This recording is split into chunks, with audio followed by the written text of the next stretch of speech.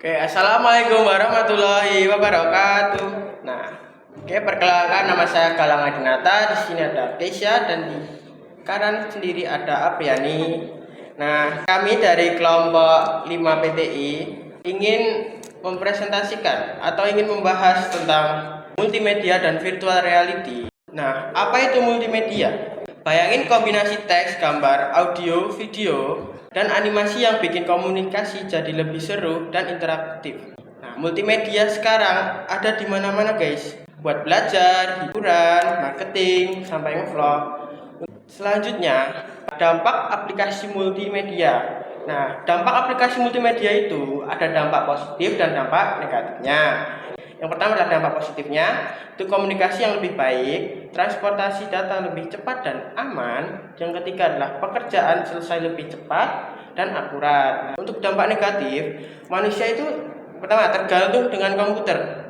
Itu udah pasti ya, kehilangan pekerjaan karena komputer lebih cepat dan teliti. Terus yang ketiga ada hacker yang merusak data-data. Lanjutnya untuk efek positif virtual reality, itu menghibur, membuat user sangat menikmati grafik yang memuaskan. Yang kedua ada sebagai hiburan. Untuk efek negatif virtual reality, orang yang menggunakan virtual reality sering mengalami gangguan yang disebut cyber sickness. Selanjutnya ada penderita akan merasakan ketegangan mata dan bahkan disertai rasa pusing. Itu kalau kalian tuh kebanyakan main VR ya guys ya. Oke, lanjut ke bab kedua dengan judul Flashback Sejarah Perkembangan. Multimedia pertama muncul tahun 60-an, pas komputer baru bisa nampilin grafik dan audio sederhana. Waktu CD-ROM dan internet booming di 90-an, multimedia makin melejit ke software dan website. Sekarang, multimedia udah ada di genggaman, lewat smartphone dan internet jadi lebih cepat. Lanjut ke perkembangan. Perkembangan VR dari tahun ke tahun telah membuat teknologi ini menjadi lebih terjangkau dengan peralatan berkualitas tinggi yang mudah diakses oleh masyarakat. Virtual reality bekerja dengan memanipulasi otak manusia sehingga pengguna dapat merasakan berbagai hal visual seolah-olah nyata. Oke, bab ketiga adalah manfaat dan penggunaan zaman now.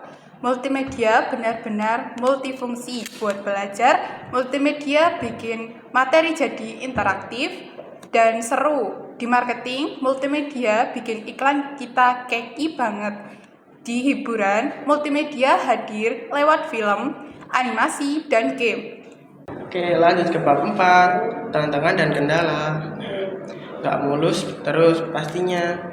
Kalau tantangan multimedia itu di kompatibilitas perangkat, kapasitas data, dan kebutuhan internet kenceng buat konten besar.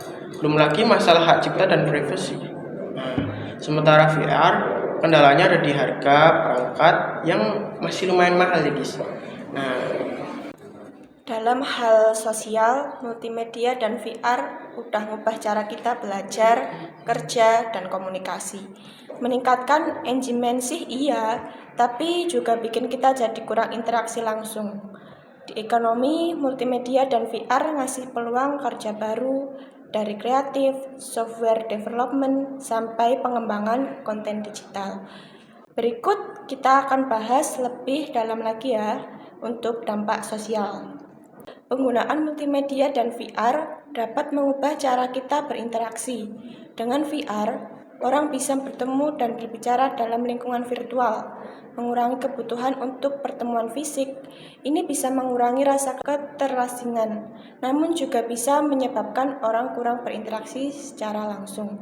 VR memungkinkan simulasi pembelajaran yang menarik dan interaktif, seperti tur virtual ke tempat-tempat bersejarah atau simulasi pelatihan teknis. Akses mudah ke multimedia meningkatkan konsumsi hiburan yang mempengaruhi preferensi budaya, tren, dan gaya hidup. Teknologi multimedia dan VR memang memiliki banyak potensi untuk meningkatkan kualitas hidup dan mendukung pertumbuhan ekonomi. Tetapi memerlukan pengolahan dampak sosial yang cermat agar tidak menimbulkan masalah baru. Oke, bab 6 ada tren terkini dan masa depan. Multimedia lagi seru banget nih. dengan tren kayak video interaktif, augmented reality atau AR, konten 3D, dan hologram. Di e-commerce dan medsos, multimedia bikin interaksi makin seru dan hidup. Kedepannya, VR dan AR bakal gabung di metaverse. Bayangin, dunia digital kayak Ready Player One. Contoh terkini penggunaan multimedia dan virtual reality. 1. Pelatihan dan pendidikan. Ada simulasi bedah untuk medis dan pendidikan sekolah. 2. Untuk game dan hiburan, ada game VR dan taman hiburan virtual. Oke, lanjut ke bab 7 ya guys. Itu ada integrasi teknologi lain. Nah, multimedia itu kan makin canggih dengan AI. Itu buat personalisasi konten, terus AR juga buat pengalaman dunia nyata yang makin hidup, dan cloud buat pengolahan data besar. VR juga diintegrasikan sama AI buat pengalaman makin nyata. Plus AR buat pelatihan industri game dan edukasi. Yang pertama itu ada pendidikan dan pelatihan interaktif. Yang kedua ada pariwisata virtual. Yang kita ada pemasaran dan periklanan interaktif. Yang keempat adalah terapi dan rehabilitasi. Yang kelima ada pelatihan industri dan keamanan kerja. Yang keenam ada hiburan dan game. Lanjut ke bab 8. Studi kasus nyata. Contoh nyata nih buat edukasi.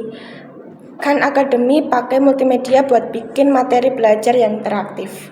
Di marketing, banyak brand pakai video promosi di media sosial buat meningkatin branding mereka. Sedangkan IKEA pakai VR buat bantu pelanggan desain ruangan. Di dunia medis, VR dipakai buat latihan operasi. Dan di industri game, ada game VR keren kayak Beat Saber.